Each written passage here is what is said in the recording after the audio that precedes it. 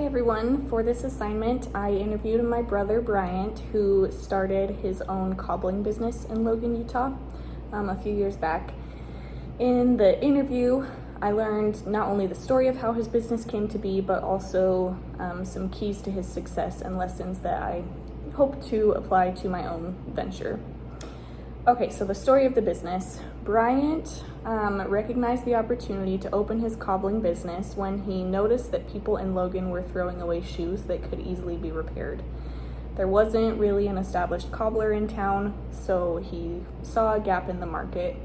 He also felt strongly about sustainability and offering people a way to repair their shoes instead of just replace them with cheaper options.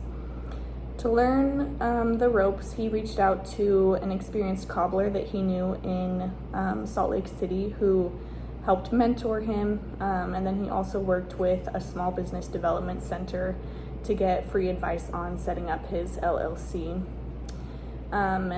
He ran the business mainly on his own. He did have a partner who outsourced bookkeeping and taxes, which helped save him some time and stress. His first resources were pretty simple, a quality sewing machine, some leather tools, and then just some savings to get started. He marketed his service mostly through word of mouth, with some free shoe polishings and by partnering with a local thrift store. His first customers were neighbors and college students who didn't want to replace some of their more expensive shoes. Over time, his reputation grew, and so did his customer base. Bryant financed his growth mainly by bootstrapping. He reinvested profits instead of taking out loans. While his business did eventually close down due to some personal disagreements between him and his partner, he was really proud of his shop and the skills that he learned there. When I asked Bryant about the mistakes that he made along the way, he admitted that he underpriced his services at first because he worried that people wouldn't pay for shoe repair. From that, he learned to value his own work and to price fairly. He also tried to do everything himself in the beginning, which led to burnout. So he learned very quickly to outsource some tasks and focus on what he could do best. Some critical resources for him were mentorship, community connections, and then loyal customers who helped spread the word on his business.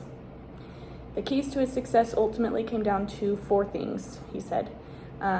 He said persistence, especially during some slow early months, customer service by treating people honestly and building trust, adaptability by expanding his services beyond shoes, and then his passion for the craft, which helped motivate him to keep going. From this interview, 3 concepts impressed me the most. First, persistence. He kept going even when the business was barely breaking even. Second was his customer service. Most of his success came from referrals and repeat customers. And then third was adaptability. He didn't just stick to shoes. He ended up growing into other areas, like he told me he did like some leather belt repairs, and then other just leather items. He did repairs. People could bring their stuff in and he would do repairs for them. In my own venture, I hope to apply these lessons by being patient with the growth, especially in the beginning, by prioritizing relationships with customers, and by keeping my business model flexible so that I can adapt when and if new opportunities arise. So interviewing my brother was really eye-opening. His story showed me how a traditional craft like cobbling can thrive with the right mindset and approach. And I hope to use some of those lessons in my own venture. Thanks.